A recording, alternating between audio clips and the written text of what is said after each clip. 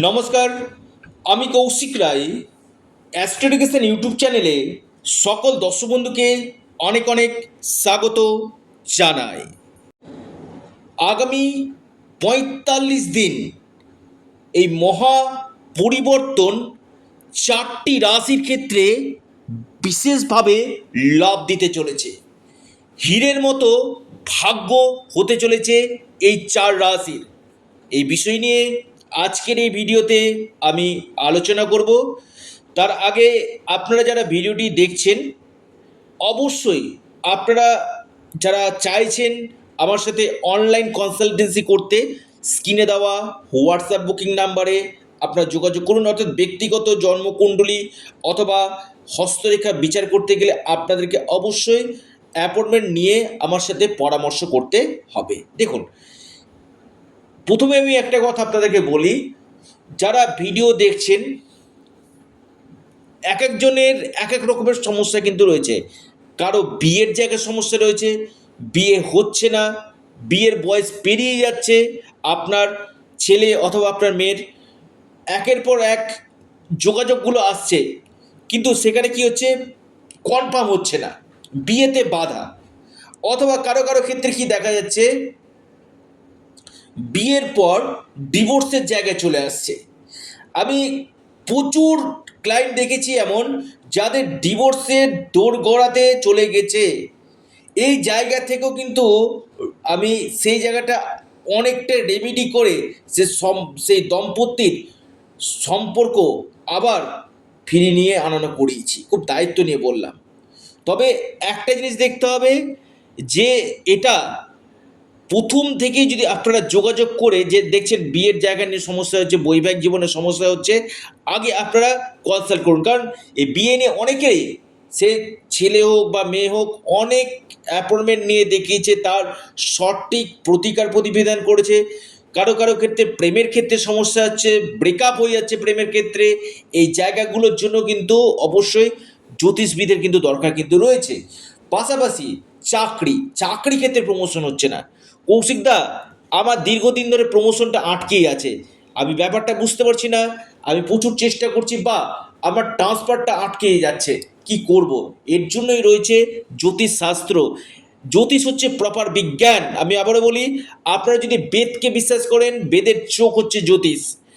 আর এই সময় আমি আবারও বলবো, বিশেষ করে প্রতিকার এবং প্রতিবিধান করার কিন্তু শুভ সময় আসতে চলেছে। পাশাপাশি যাদের ঋণের উপর ঋণে পড়ে গেছে, ঋণ থেকে বেরিয়ে আসতে পারছেন না, বা আপনার সন্তান অবাধ্য, আপনার কথা শুনছে না, এডুকেশনের জায়গা নিয়ে সমস্যা হচ্ছে, এডুকেশন হচ্ছে না ভালো মতন, এই জায়গাগুলোকে কি করে ঠিক করবেন, এটার জন্যই রয়েছে জ্যোতিষশাস্ত্র। এই জায়গাটাকে আপনারা রেকটিফিকেশন করবেন কি করে, এর জন্যই রয়েছে কিন্তু অ্যাস্ট্রোলজি।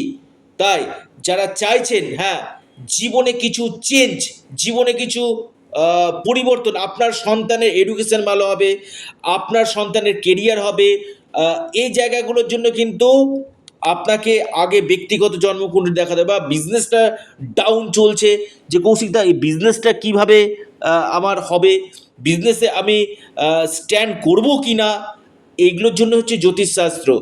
তো আগামী ৪৫ দিন, আমি কেন বললাম, মঙ্গল রাশি পরিবর্তন করেছে। এই মঙ্গল রাশি পরিবর্তন করাতে দেশ এবং দুনিয়ার উপর বিশেষভাবে প্রভাব দিবে।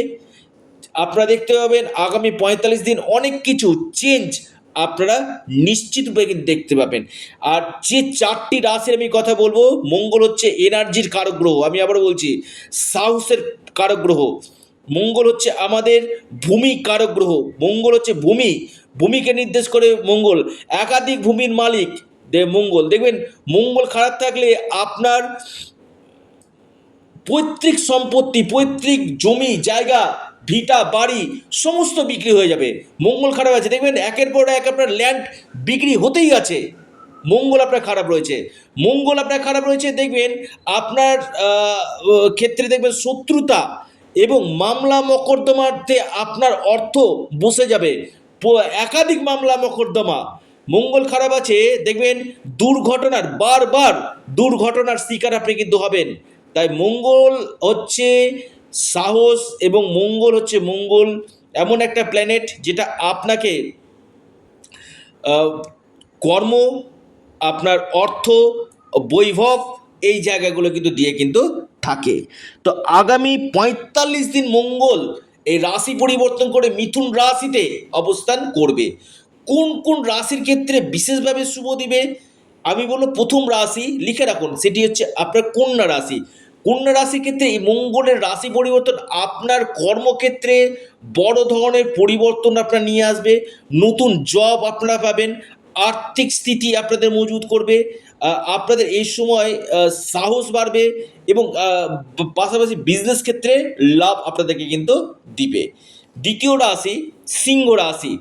সিংহ রাশির আপনাদের ইনকাম গেইন করাবে। সিংহ রাশি, কন্যার পর সিংহ, আপনাদের চতুর্থ এবং নবম লর্ড আপনার ঠিক একাদশ গৃহে অবস্থান করছে। ইনকাম সোর্স যেমন বাড়বে, আপনার প্রপার্টি থেকে লাভ হবে, ভাগ্যের সাপোর্ট, নতুন কর্মযোগ, মান সম্মান, রাজনীতির কেরিয়ারের ক্ষেত্রে উত্থান, আর্থিক স্থিতি মজবুত করবে। এই জায়গাগুলো কিন্তু দেখা যাচ্ছে আগামী ৪৫ দিন এই মঙ্গলের মহা শুভ প্রভাবে।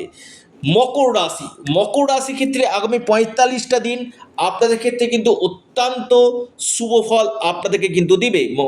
অর্থাৎ মকর রাশির ঋণ পরিশোধ, বড় ধরনের আর্থিক ফায়দা আপনাদের হবে, বড় ধরনের অর্থ লাভ, আর্থিক ফায়দা মকর রাশির হবে। অনেকে কমেন্ট করেন যে কৌশিকদা হোয়াটসঅ্যাপে যে মকর রাশি বলছে আমার হচ্ছে না। দেখুন, আপনার ব্যক্তিগত জন্মকুণ্ডলী আগে বিচার করুন।